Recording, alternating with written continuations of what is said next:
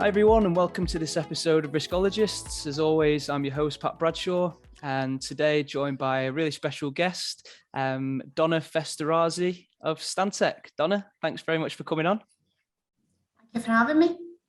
No problem at all. Pleasure's all ours. How was my pronunciation, by the way? I think that's the first time I've tried to pronounce your surname whilst we've been catching up.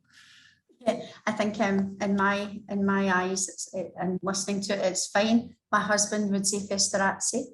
Festorazzi. Yes, that's how he would pronounce it. Is it Italian? I take it. Yes, yeah. Scottish Italian sounds like a great mix. Yeah, fiery. Exactly. But yeah, so just to jump straight into it, really. So I think quite a logical place to start with these things, Donna, is just to, I suppose, do a little bit of a journey to date from yourself, really. So I guess how you got into risk management or fell into it, as most people tend to, and yeah, just a little bit of a timeline of your career, really, leading up to this very point. So yeah, fire away. So I started actually when I was leaving high school. I was trying to think about what I wanted to do as a career. Yeah. And I was one of those, I suppose, teenagers that wanted to do a bit of everything. And when I was looking through university prospectus, everything was very specific and specialised. And I think I was very fortunate. It was one of the first kind of years that risk management was being offered in Glasgow Caledonian. Oh, okay. And it just had a little bit of law, a little bit of maths, a little bit of everything. So it really, really pleased me. So that's how I actually started. So my journey has been very much risk management. So I completed an honours degree in risk management. I left and went to work in a major rail company where I started in London, and I was in the insurance department as an insurance risk analyst. And in that, I was doing major claims and understanding risk in treasury, etc. I then moved internally following a major rail incident. I moved internally to the safety risk department. Okay. And I was doing much more project management. And I felt that it probably just hadn't really found my niche in risk, as there's so much to do in risk management.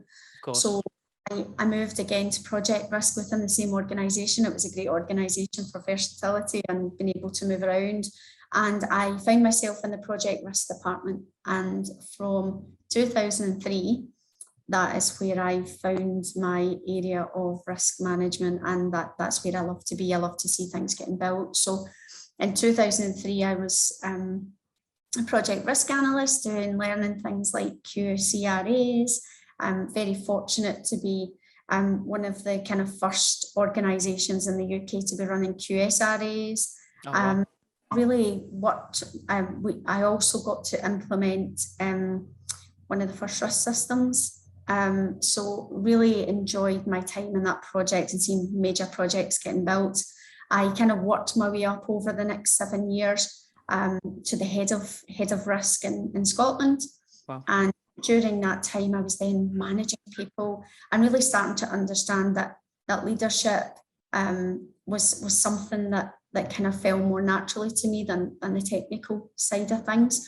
I moved internationally after that, just looking for a bit of a different career.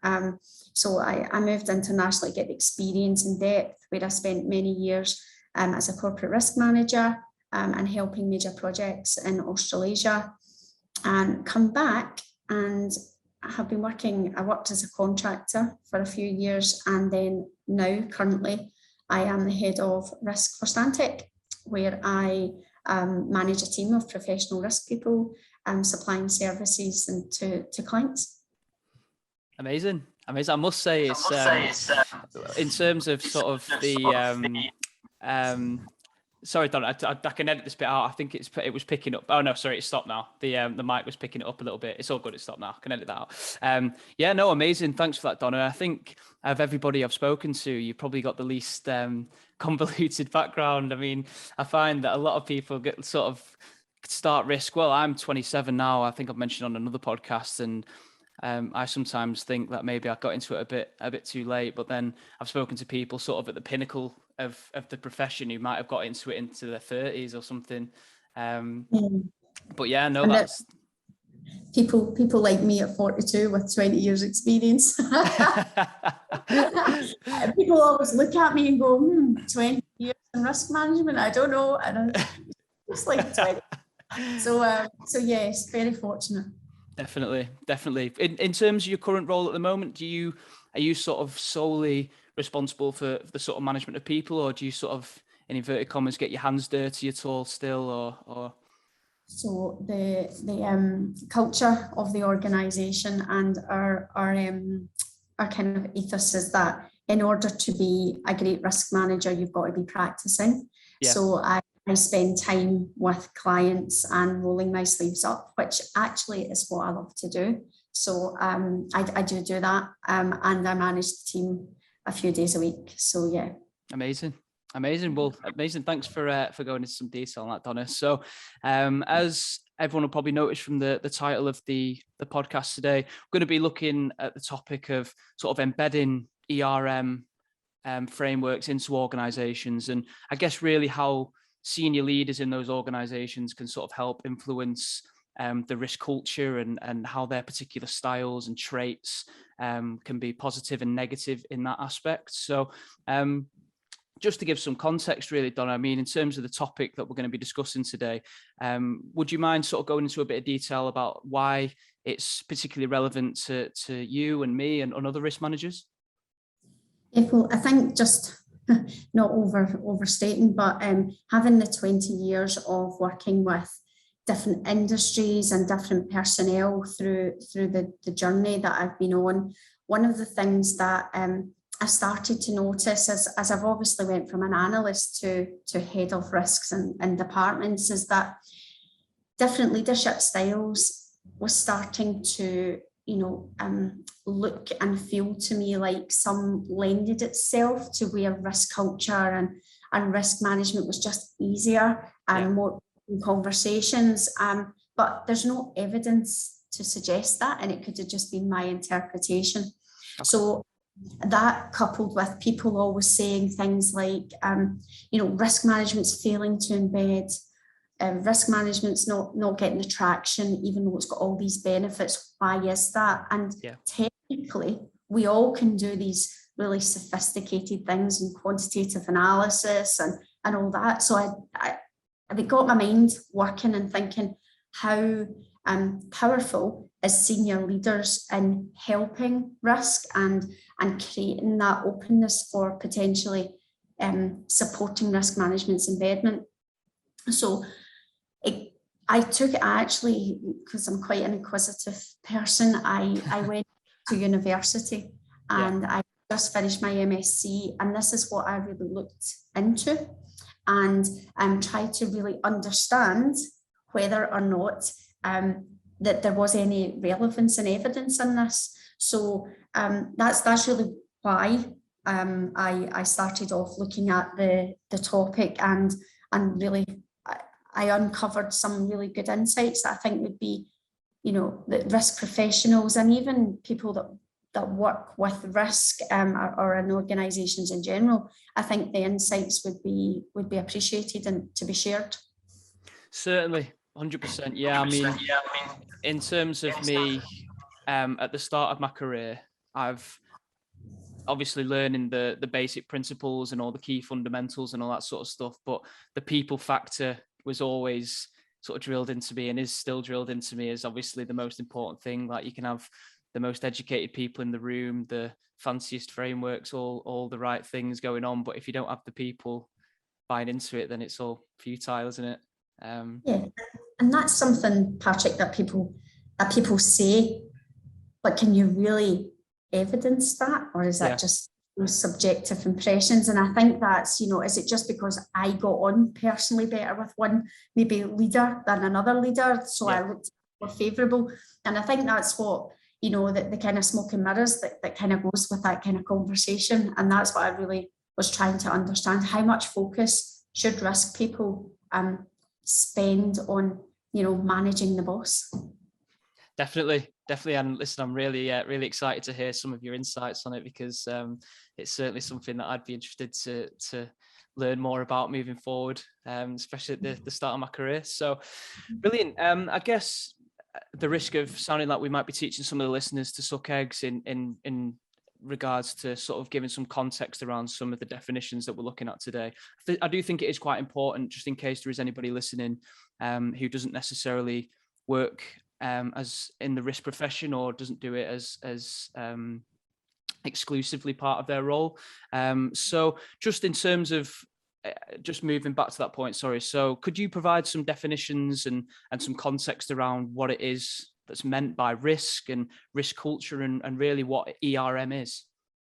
Yeah, of course. So the risk definition, people that know me personally will know that I'll go for the shortest definition possible.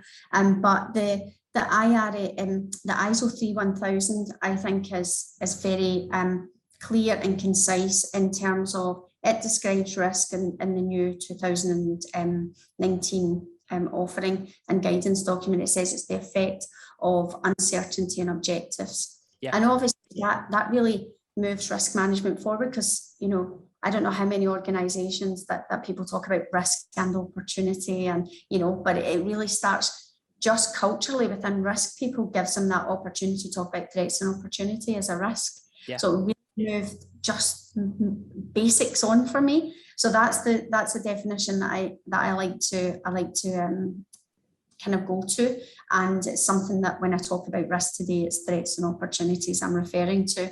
Yeah. The risk culture, I kind of go to the IRM for that, in terms of they have a risk culture documentations, etc. And they basically categorize risk culture as being the values, the beliefs, the knowledge, and the attitudes, and the understanding about risk that is shared between groups of people, and obviously with a common purpose. So very much how the group interact and how they view risk management as the risk culture. ERM, I think COSO is the best. The COSO framework is the best for describing ERM. It's obviously an industry standard. It's quite a mouthful, but in essence, it's about, they say that ERM is a process. It's about strategy setting across the enterprise, defined to identify potential events that may affect the entity, and manage risk within the appetite to provide reasonable assurance regarding the objectives of the organisation. So for me, that really just, it gives you the whole of life for the risk management process, from strategy all the way through to operations. Yeah. Of course. So in terms of just referencing the standards you mentioned there, so there's obviously COSO, which is the American standard, I believe, isn't it? Yes. And then obviously ISO 31000. Would you say these are probably the two that carry the most weight in terms of ERM and being applicable to ERM? Yes, I think so. I mean, the COSO is the Committee of Sponsoring Organisation of the Treadstone Commission Board. For anyone that maybe doesn't know that, or to reference it, it's an American standard, and it basically was the first offering for ERM for any risk practitioner or people that were looking for some guidance on how to do enterprise risk management. So for me, that is the best offering for ERM. The ISO 31000, the guidelines published in the UK in 2018, they brought out a new guideline. But for me, that one's more about practitioners and how we do risk management and best practice using their industry. People that write that standard are industry leading experts. They're the how people. Yeah. And I think the document tell you how to do things, whereas the COSO is much more about the framework, the strategy, etc., that more people can relate to. Excellent. No, excellent. Thanks for clearing that up, Donna. And like you say, it's those standards should be obviously a staple of any risk professional. Certainly things that I looked at, obviously, including sort of corporate governance and the sort of evolution of that. And then, like you say, sort of really honing on the standards to I suppose, an industry standard, see where that's set really. And it's really good because what we are seeing and the support we're getting for risk management is these standards and industry guidelines are being updated because they're noting the fact that risk management is changing, the complexity is changing. So the standards are all, within the last 4 years, I think it is in total. So we've got really good information and guidance out there now. Do you feel like they're obviously, like you say, they're always sort of changing and adjusting to the industry and stuff like that? Do you feel like they're in a good spot at the moment? Do you still feel like there could be room for improvement when it comes to the standards and ERM and that sort of stuff?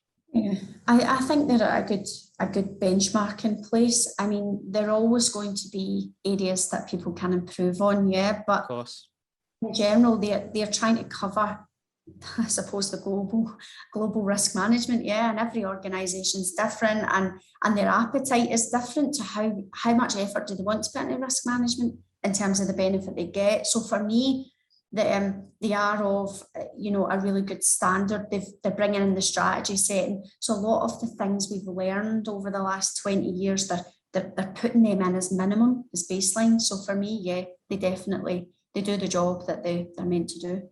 Brilliant. Okay, cool. So just moving on, I guess, Donna. So in terms of sort of risk management and it being embedded in organizations, could you maybe explain a little bit more on the importance of that and really sort of why that is so important to make sure risk management is embedded in organizations from the top down, really?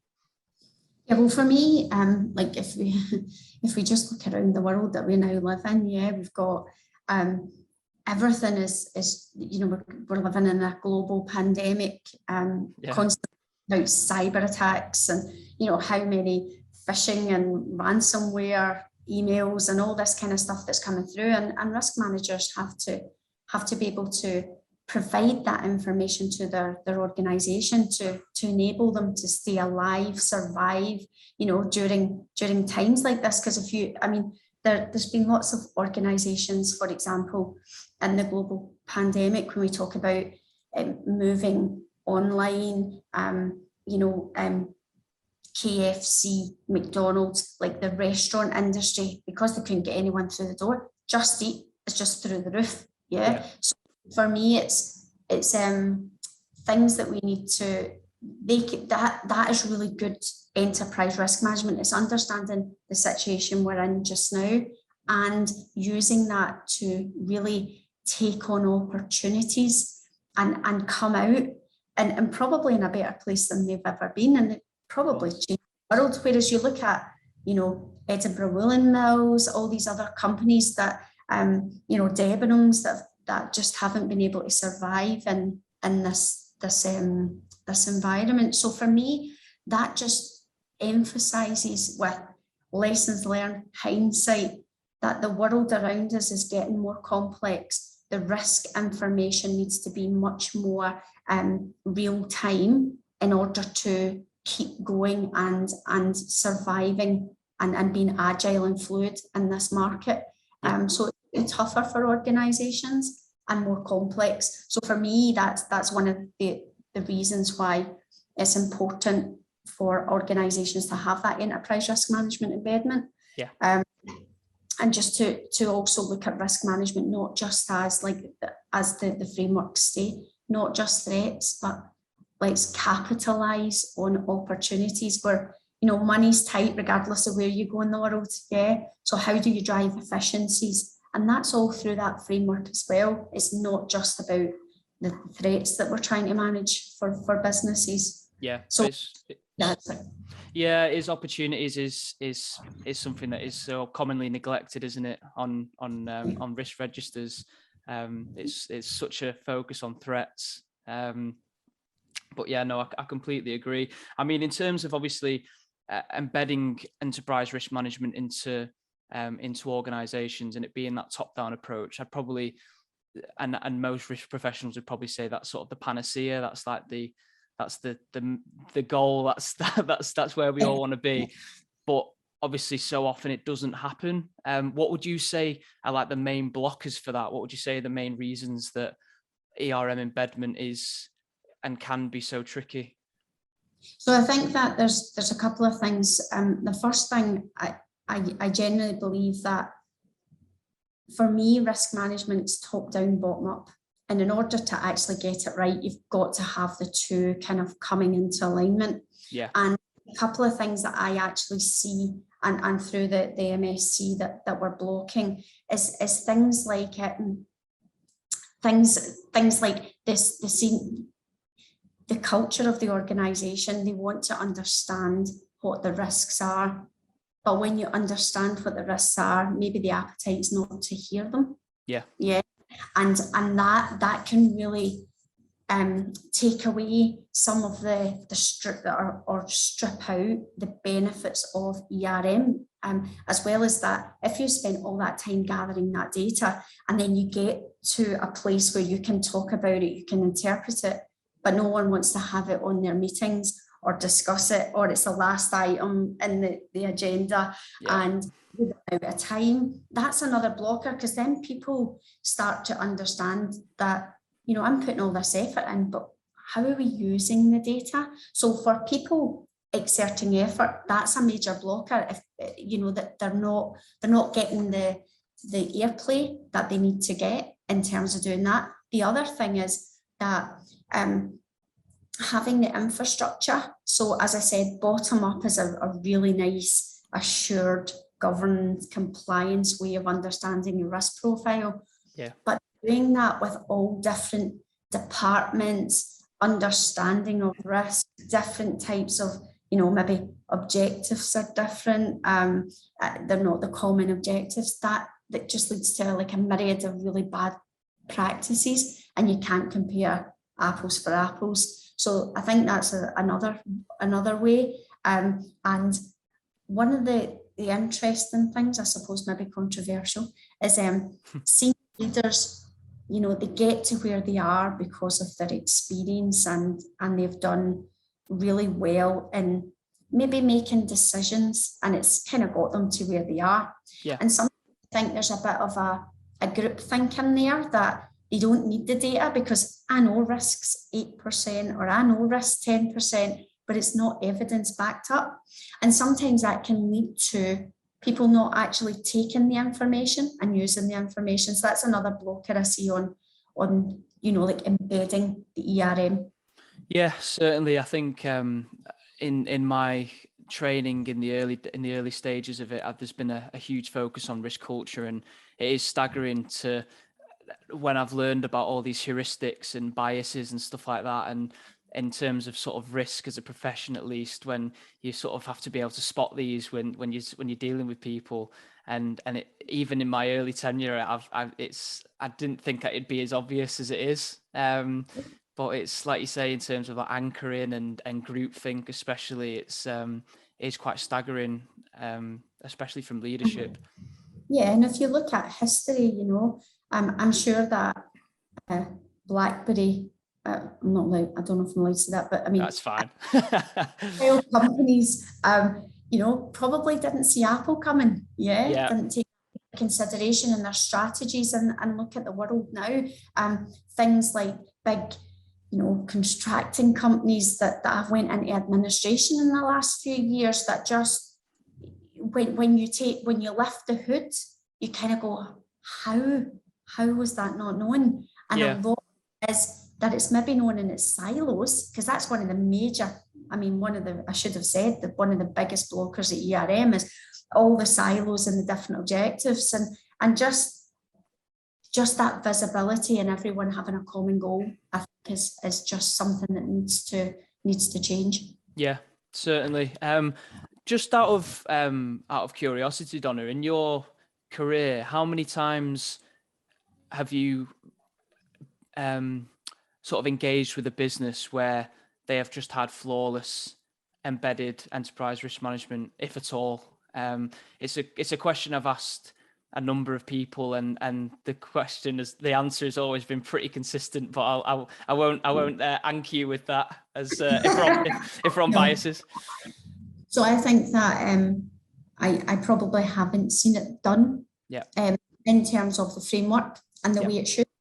what I have seen is some organizations that do particular parts of risk management exceptionally well. Yeah. That common, like, for example, risk appetite. Companies might have risk appetite, but how do you know when you're promoting projects, for example, is within the appetite? And that top down, bottom up, and that governance check, I think I'm not sure if it's the last thing that will ever get done, but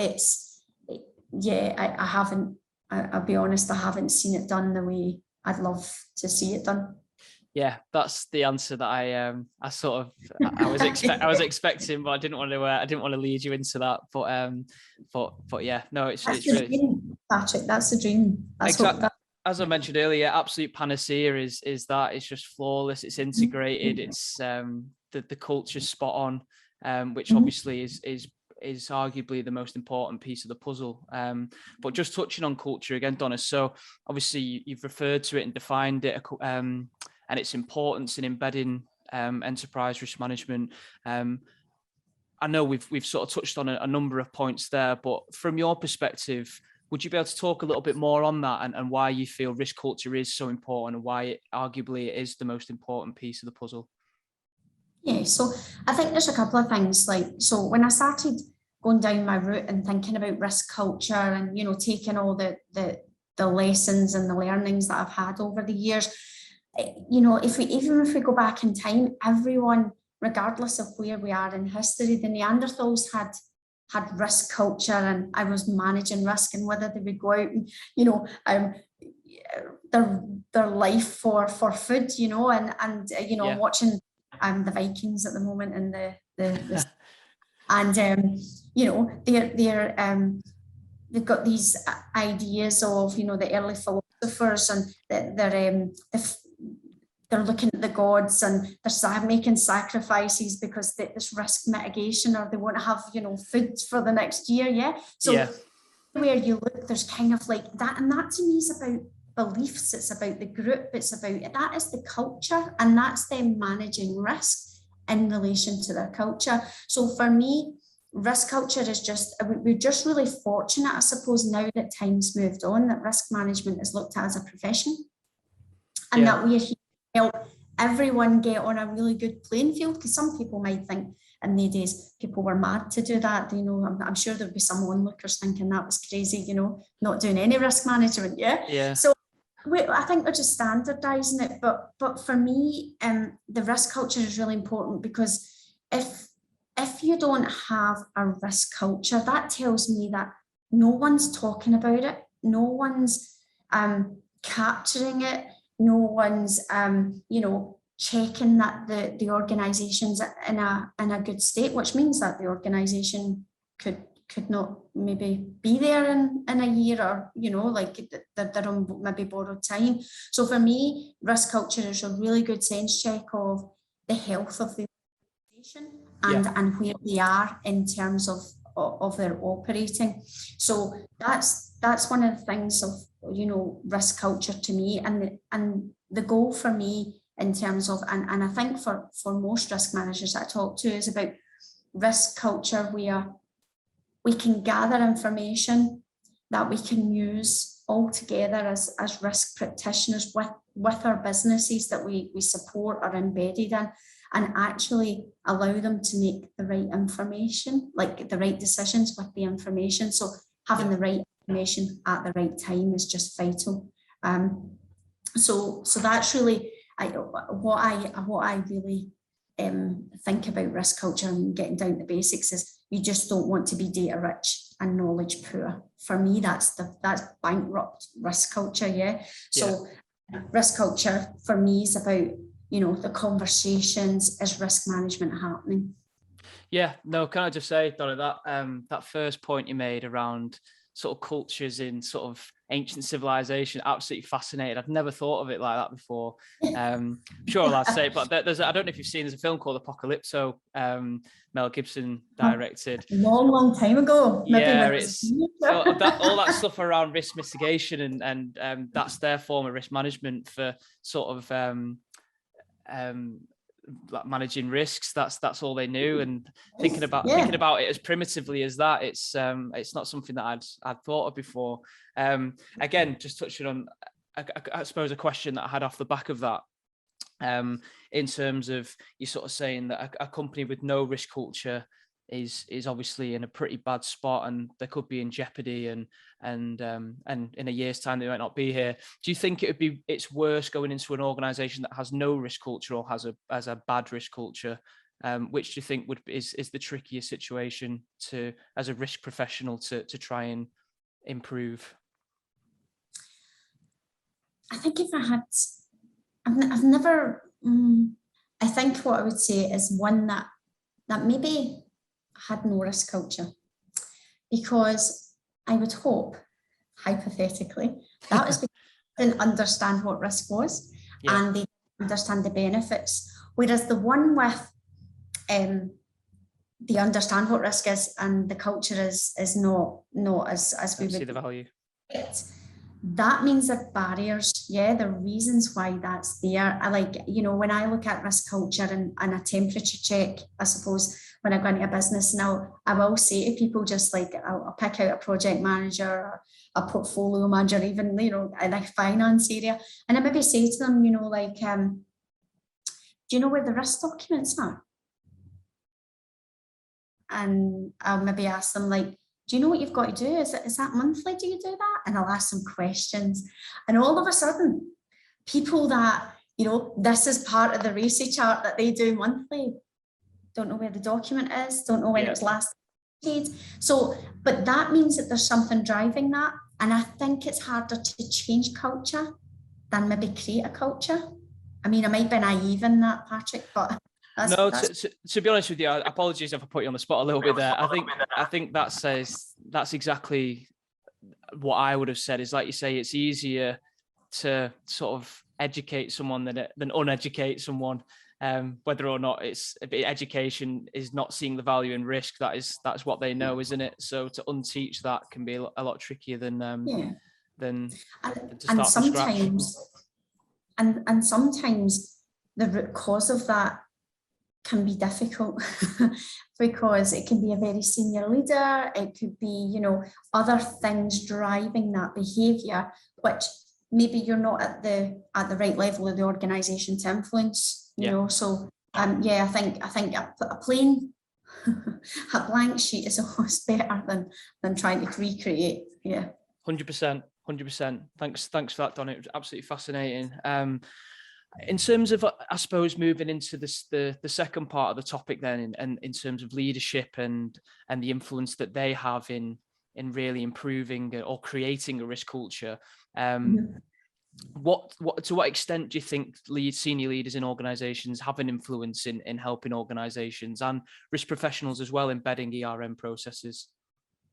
So for me, and many of the scholars and the people that I work with, I think that we, at various levels, all believe that senior leaders kind of help drive risk culture and ultimately are one of the biggest driving forces of embedding ERM. And I say that through my experiences. Over the last 20 years, I've had the privilege of working with lots of different levels in an organisation and the different types of leadership styles and behaviours, and how that helps and just supports risk managers to do what they do best.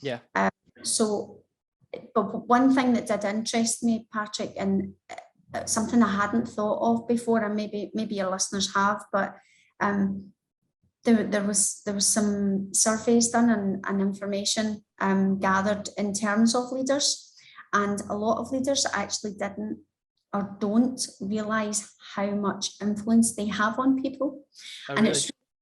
I actually never thought of that. Like, even if you take it out of risk management, you think about a coach.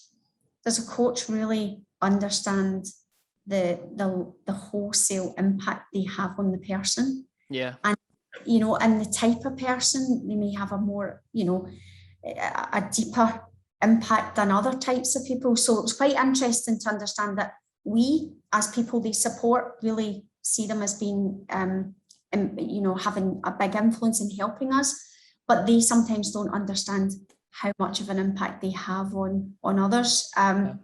So in terms of leaders, I think the kind of styles and characteristics, I kind of went back to the basics when I was looking at leaders and thinking, well, what kind of, in order to say, do you think leaders influence, you've got to kind of understand what is a leader and what are they supposed to do, I suppose. Like you just don't know. I mean, yeah, of course. What does good look like? It's so subjective. And, like the great man theory with Robert Carlyle says that leaders have an influence. They're born leaders, they're not taught. And then you go through the whole theory up till now where you've got traits theory and transformational theory, and you start looking at good leaders and how they influence and how you see them in the world. So like, for example, Richard Branson, he's a more of a democratic leader, yeah. Now, everyone, I think, or people in the world, I mean, he's one of the biggest entrepreneurs in the world, yeah.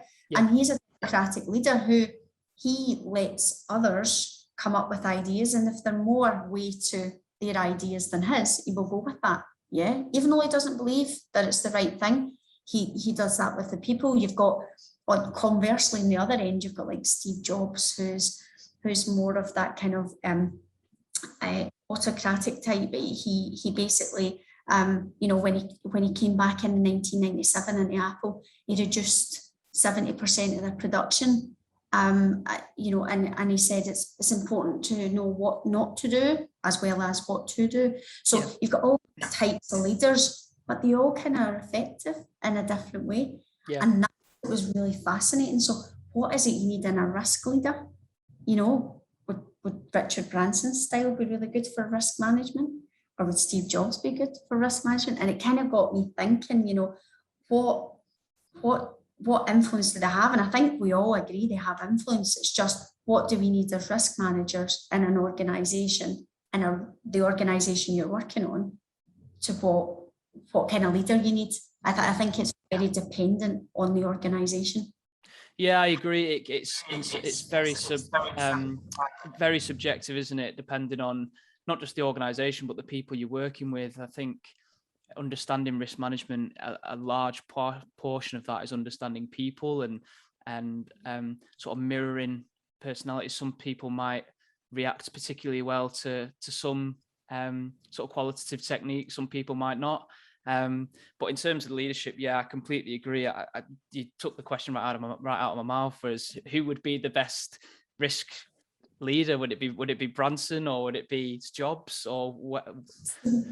So there is a kind of theory here, right? So in terms of risk leaders, transformational leaders are probably the best for us in risk management, because what they do is they're very open, and I can talk to you about the styles and behaviours of leaders, but they promote openness, and they also are flexible, and they're great with change, and they drive that and they motivate, and they kind of because they do that, they actually increase the capability of followers, which is their employees, naturally. So it's not like it's not pushed on them, they just kind of grow that. So if you think about ERM and where we are, we've got risk management, which we know helps organizations. Everyone knows it helps organizations, but we can't get it embedded, So if we had a leader that was open,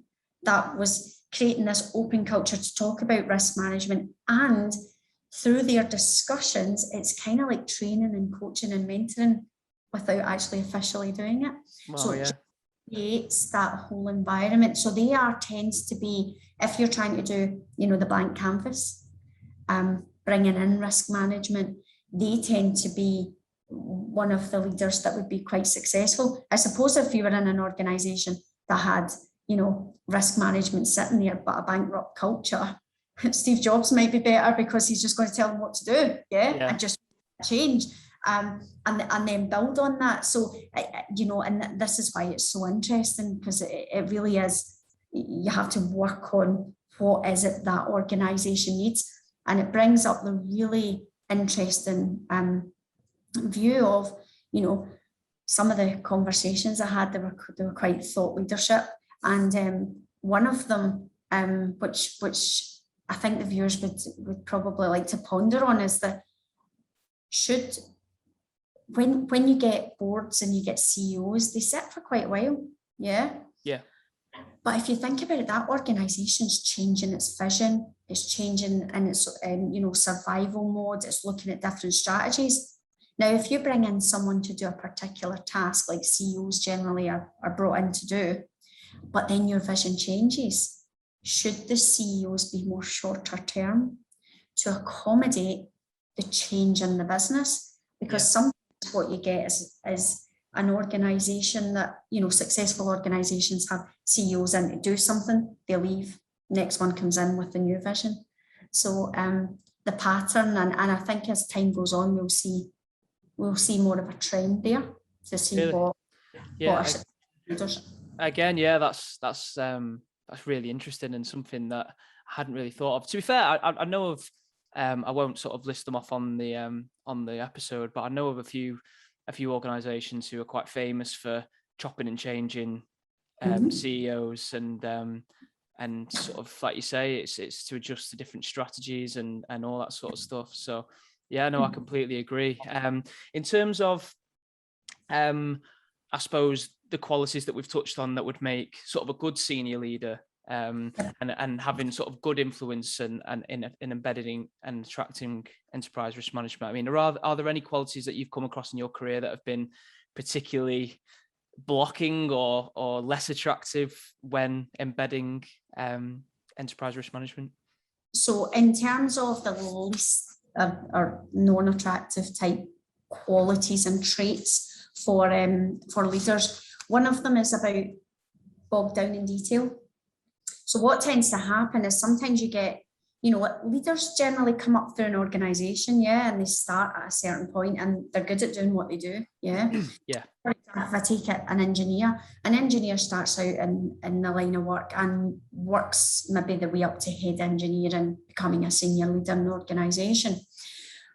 But when they get to that level, they are probably, due to the nature of their job and what they've been taught and how to do things, they're quite detail orientated.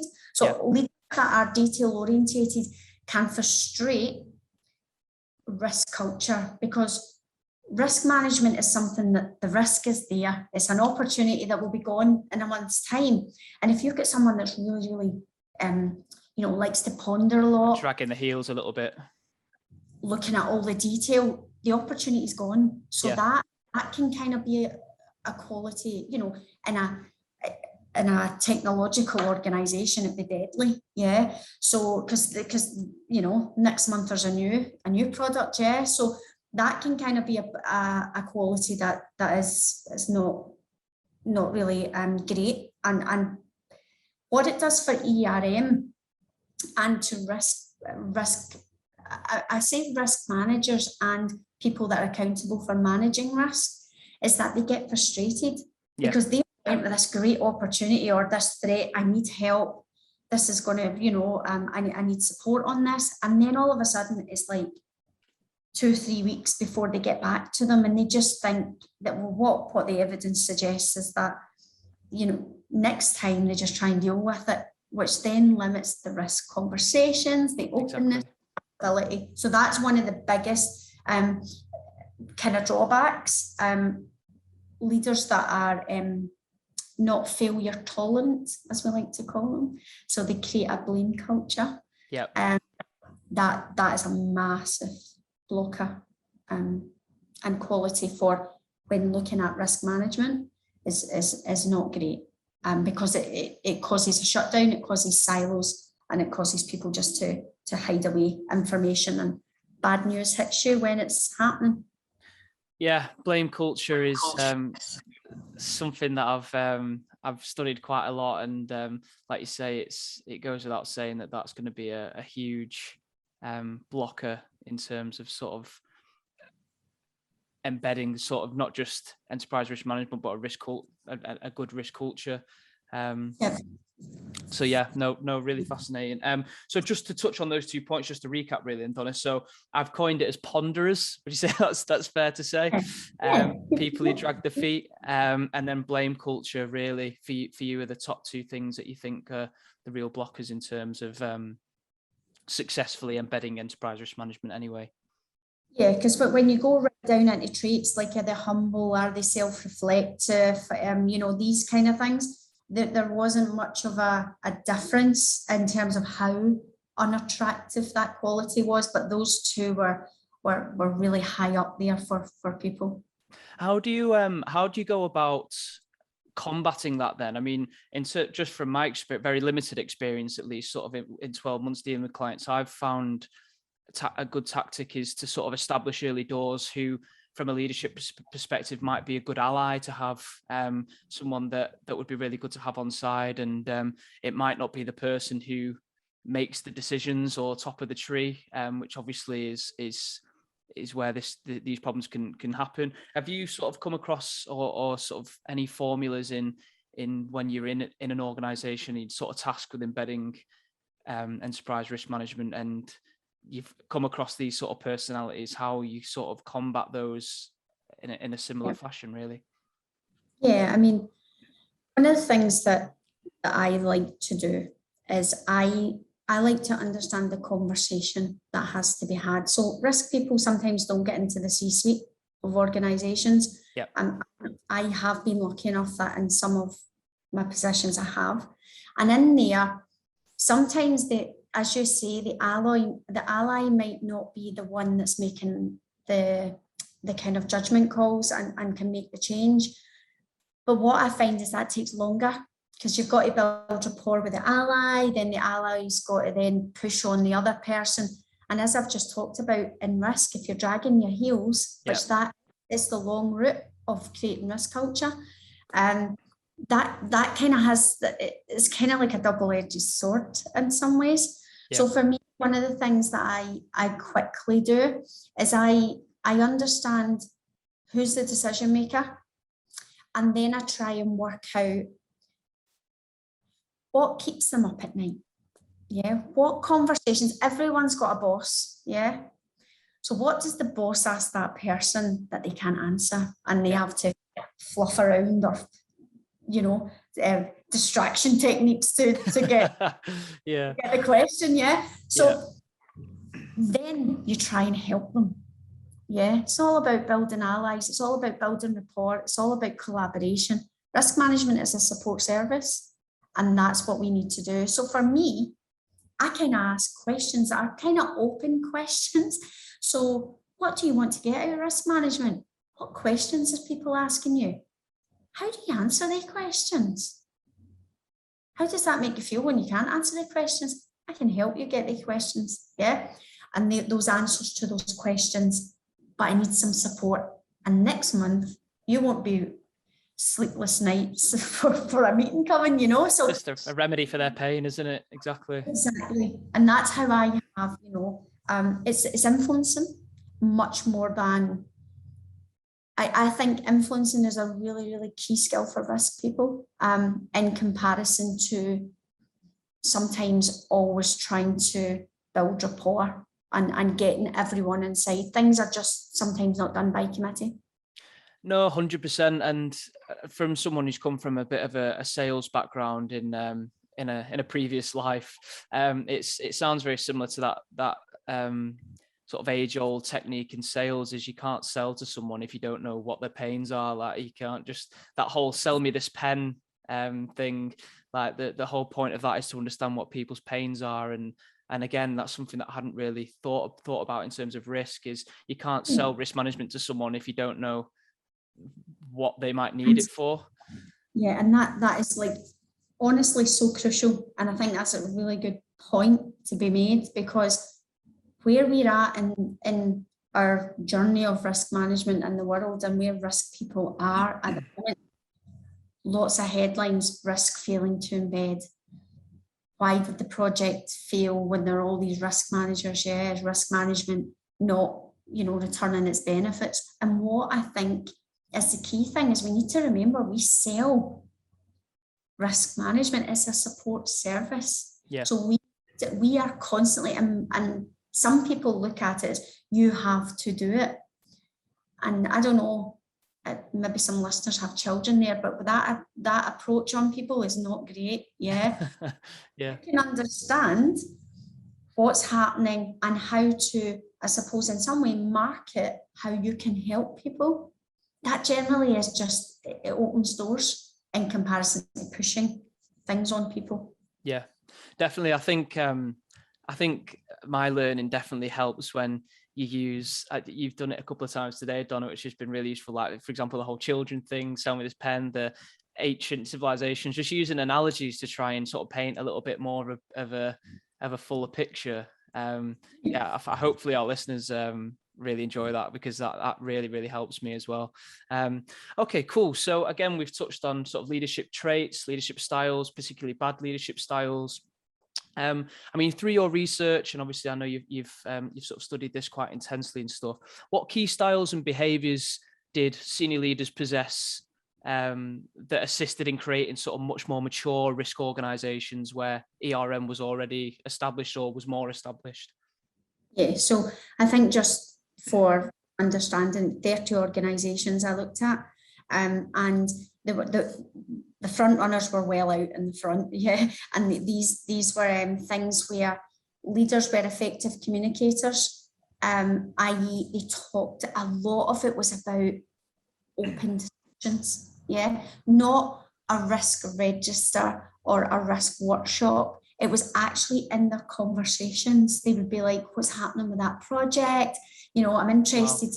What's that? So it's more about, you know, senior leaders don't go into their office, close the door and don't talk to people, yeah? So it's about when they are having the conversations, are they focusing on threats and opportunities? Are they openly discussing it? Because what happens is people that are reporting to them, they kind of pick up psychologically. They go, oh, I better go and find out about that. And then the management starts coming, just, you know, for like osmosis, I suppose, in some ways, yeah? Yeah. So that was one of the really, really key attributes that they had. Also kind of competent.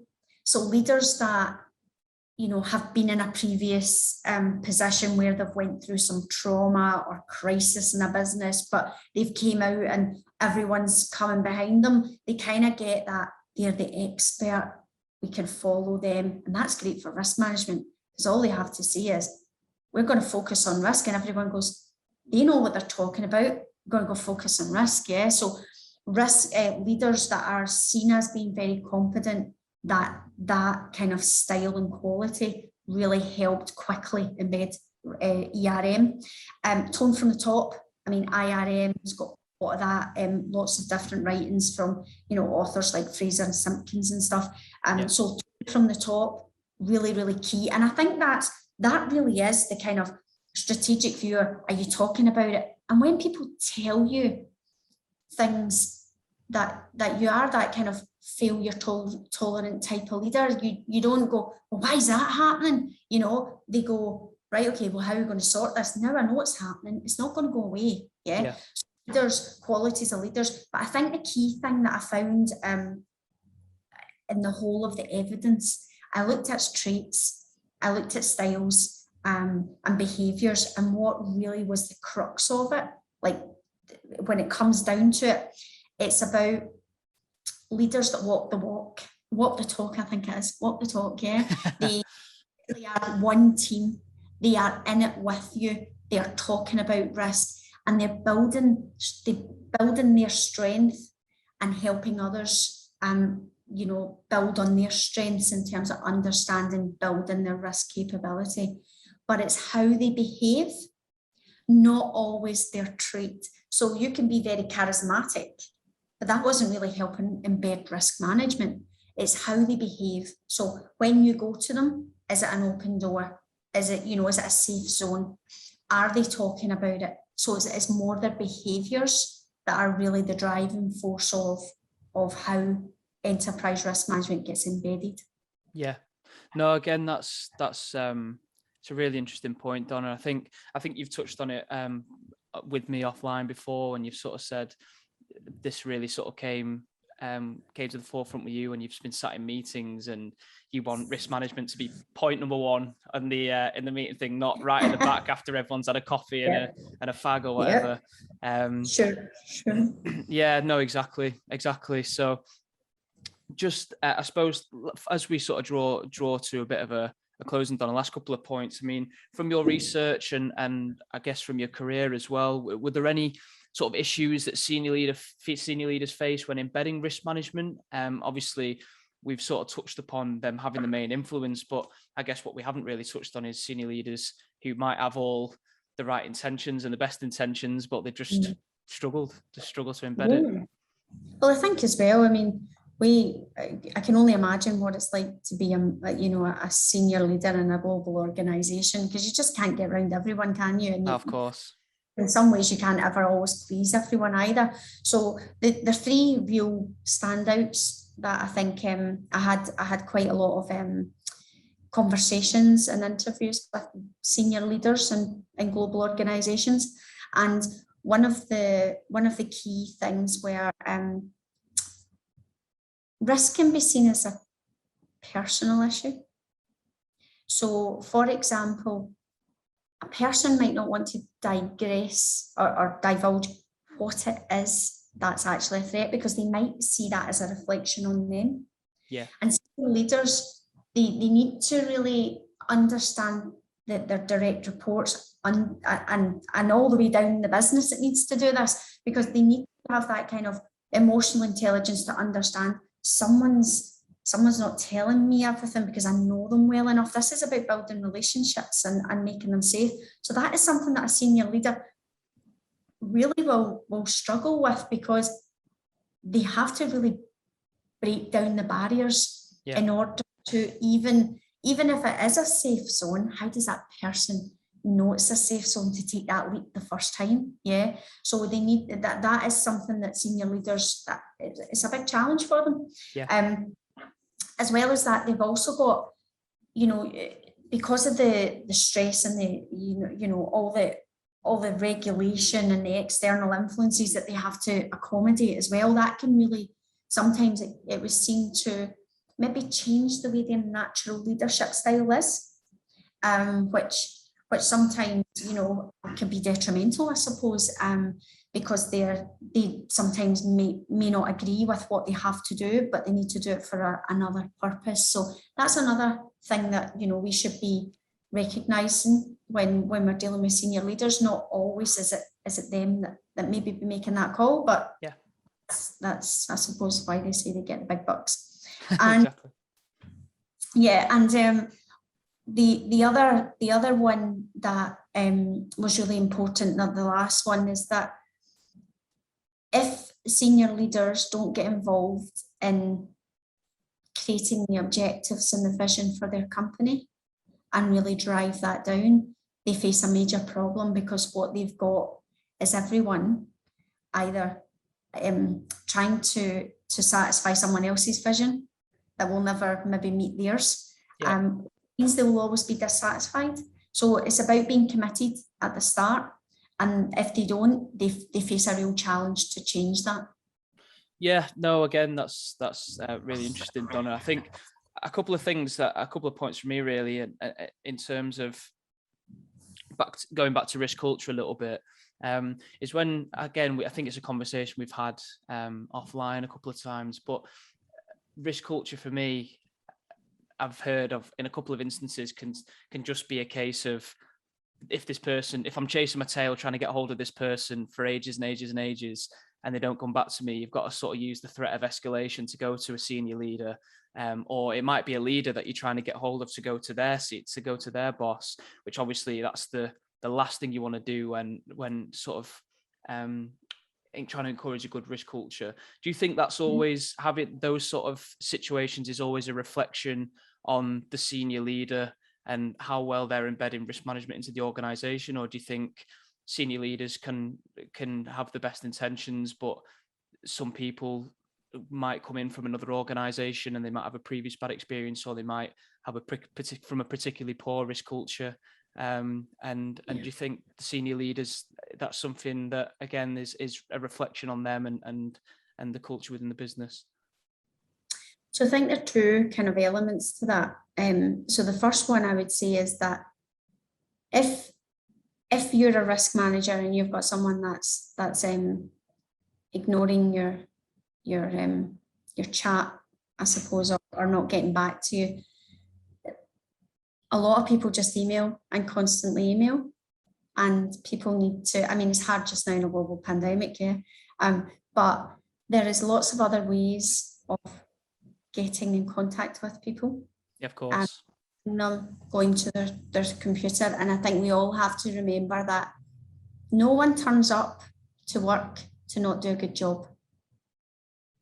I've never known anyone walk into an office and say, oh, I'm here today, but I'm not going to do a good job. Yeah.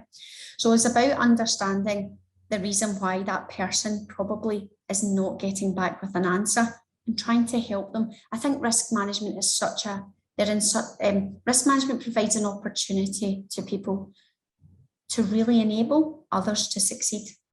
100%. Something we don't probably focus on as much. So have that conversation before escalating, understand, try and put yourself in their shoes. How can I help you? Because I need to get it. I need you to get it with me. So let's do the journey together. I'm not just going to go above you and then potentially cause a big problem and then I'll never get anything again, right? So there has to be that level of you being accountable to really build the relationships. I don't think we can just naturally say that's the senior leader, yeah. But what I do believe is that senior leaders have a responsibility to understand what's happening in their organisation. And if they are aware of things, they should be breaking those barriers down by setting out in their stall, this is how I expect you to, respond to people. Risk is something that I'm very interested in, and this is the reason why, yeah. So that does have an accountability for a senior leader, because I'm going and trying to get someone to tell me about risk management and the senior leader's not interested. That you sometimes can be fighting a losing battle unless you're very, very good at building rapport with people. So for me, that they have a responsibility, but it is very much a tone from the top. It's about, this is what I accept, this is what I don't accept. And if their organisation is in a low culture, they need to support and enable risk teams through training, through budgets, through whatever it is, to enable them, their organisation, for the competencies and capabilities to make everyone feel valued and give them the information they require. Yeah. So kind of a two-pronged approach on that. I don't think everything naturally comes down to the failure of the senior leader. Yeah, no, definitely. And just a bit of a thought I've had then, Donna, in terms of really encouraging senior leaders to invest their time and their energy into risk management. Have you noticed over your career or through your studies, there's a particular method or formula to do that? Is there a secret to success? Is there a carrot on a stick for a senior leader, or do you think it all boils down to the person? I think there is a carrot and stick. I still think there's an element of subjectivity in terms of what that leader's like, and what drives that leader. I think that you need to know. I think the carrot and the stick is that, I referred to it earlier in the podcast, and it's about what is their vision, and how do they, like for me, I would ask, what is their vision? How can I help them get to that vision? A senior leader probably has a lot of, there's good stress and there's bad stress, right? So hopefully it's the good stress, right? They have a lot of stress. They've got a lot on in their mind and at work. So how do you provide them with confidence that they just don't have to worry about you? Yeah, you've got it. Yeah. And when they come to you, they know it's going to be answered. And I think the secret of that is actually understanding what your senior leader needs.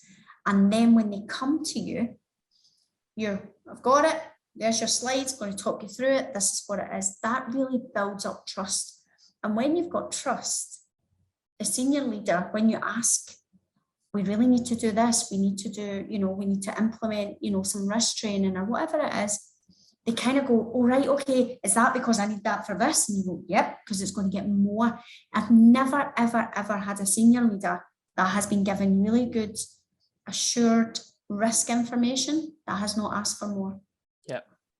I've worked in organizations where, I think I had spoke to you, where we went from having a 4-page kind of ELT paper, and every metrics in the organization was on this ELT paper, and risk had a full page of 4 pages.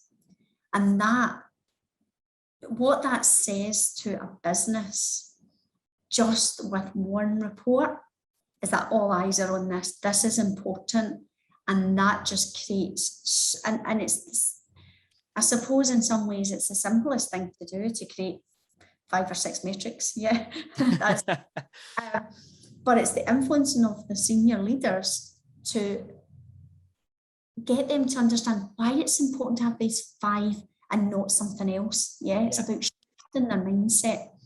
And that there's no easy way of that. I suppose the long and short of it, Patrick, there's no easy way of that. But I think that the risk managers, we do a lot of managing down. We facilitate, we help down, but we don't really influence, maybe manage the boss. And I think when you go up, it's easier to push down than limiting. We're advisors, and over the years, more people, I facilitate risk workshops. We need to get into the place where we advise. We are a leader in ourselves. We advise people, we make recommendations, we interpret data. We don't type data in, yeah? So that's where I think the change could come. Yeah. Senior leaders. And right now, I think risk, I can see going on that journey. But it's probably in its infancy at the moment. Yeah. No, amazing, Donna. Listen, I think you provided some amazing insights and some things that I'll certainly take away. Just, I guess, to recap on everything we've said then, really. So I don't know if there's a risk professional listening at the moment who feels like they're banging the head against the wall a little bit, trying to influence senior leadership or really trying to embed risk management in, obviously the secrets of success that I've sort of extrapolated from this around, obviously trust is a huge one. Secondly is really understanding the pains that the senior leadership are going through, nurturing that relationship around that. Is there anything at all from that sort of, just to, I suppose, really high level, to sum up what we've discussed, advice that you would give to a risk professional in that position outside of those 2 points? Yeah, I think that the key for me is that you need, as a risk manager, you need to keep learning, be open. The best thing for a risk manager is feedback. It makes you vulnerable, but feedback is a gift.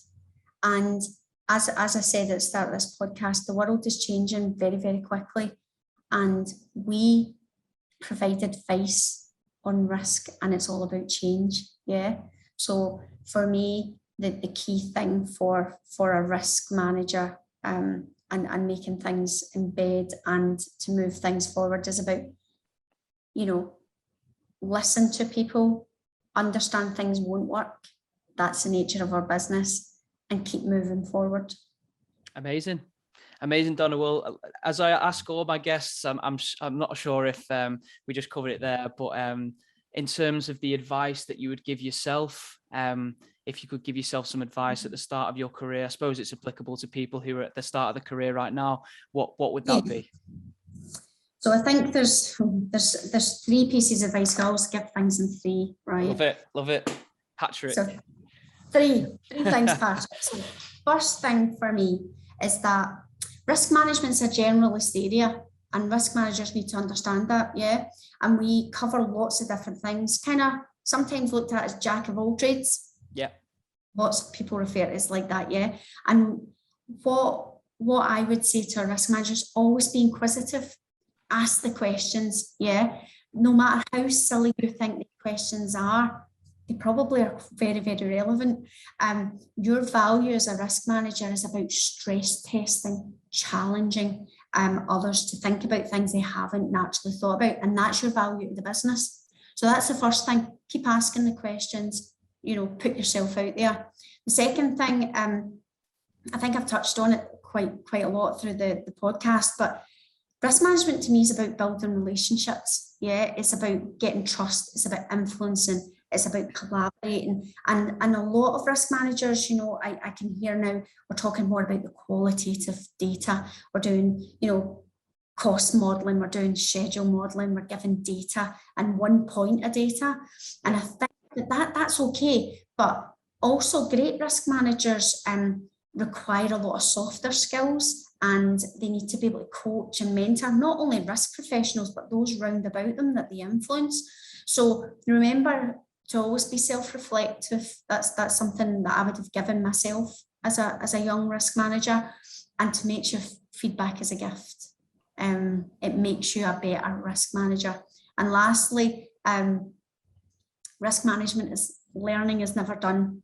20 years in, and I've just finished an MSc, prime example. We live in a complex world. It's all about keeping it simple, but most importantly, have fun in your career, and that brings passion. If you're having fun, you're going to be passionate, and I think that's when you can look back and you will say, 20, 30 years time, I had a fulfilled career because you've loved what you were doing.